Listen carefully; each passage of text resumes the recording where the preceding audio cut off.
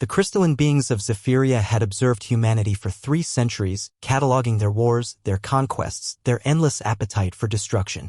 When the collective council finally made contact, their message was clear and contemptuous. We challenge you to prove your worth through combat.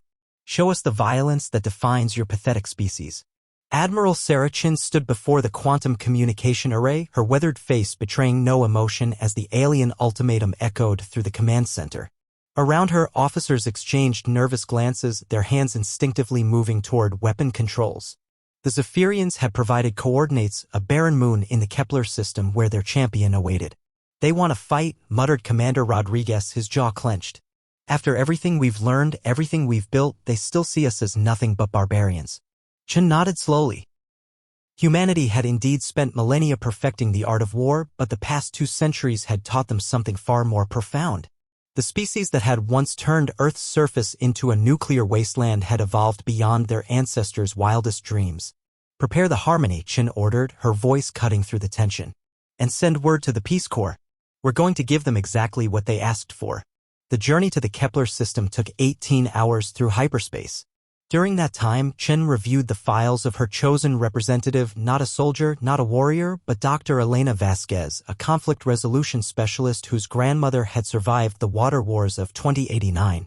The Zephyrian champion materialized as they approached the designated moon, a towering figure of living crystal, its body pulsing with violent energy. Electromagnetic storms crackled around its form, and its mental voice boomed across all frequencies, "Send your warrior, humans. Let us see this legendary brutality." Dr. Vasquez stepped forward, her simple gray jumpsuit a stark contrast to the alien's spectacular display. She carried no weapons, bore no armor, and her only equipment was a small translation device. "I am humanity's representative," she announced calmly. The Zephyrian's crystalline structure flared with what might have been amusement. "You mock us with this frail creature? Where are your weapons?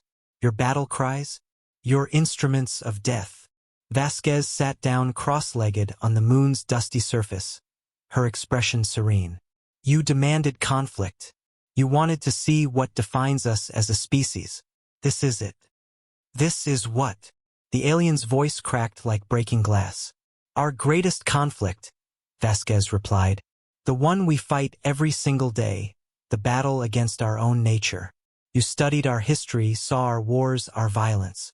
But you missed the most important war of all, the one we wage against the very impulses you're trying to provoke." The Zephyrian's energy field wavered.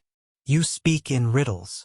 For 300 years, we've been locked in combat with our own destructive instincts. Every day, 7 billion humans wake up with the capacity for violence, for hatred, for conquest.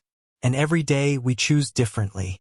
We choose to build instead of destroy, to heal instead of harm, to unite instead of divide." Vasquez stood, her eyes meeting the alien's glowing core. "You want to see our strength? It's not in our weapons or our warriors. It's in a mother who chooses patience over anger when her child defies her. It's in a politician who seeks compromise instead of domination. It's in a scientist who shares discoveries instead of hoarding them. It's in every human who could choose violence but doesn't." The Zephyrian's form began to dim, its aggressive posture shifting to something resembling confusion. "This is unexpected. Your species evolved in crystal caves, perfect and unchanging," Vasquez continued. "You never had to fight yourselves. But humans? We're born flawed, angry, afraid. Our greatest victory isn't conquering others. It's conquering ourselves, every single day." The alien was silent for a long moment, its crystalline body flickering with new patterns of light. Finally it spoke. We did not understand. We looked for strength in destruction, not in its restraint. The strongest thing any human can do," Vasquez smiled, "is choose peace when war would be easier. That's our conflict. That's our victory. And that's what makes us worthy." The Zephyrian bowed its massive form, and across the galaxy, 2 species began to learn from each other.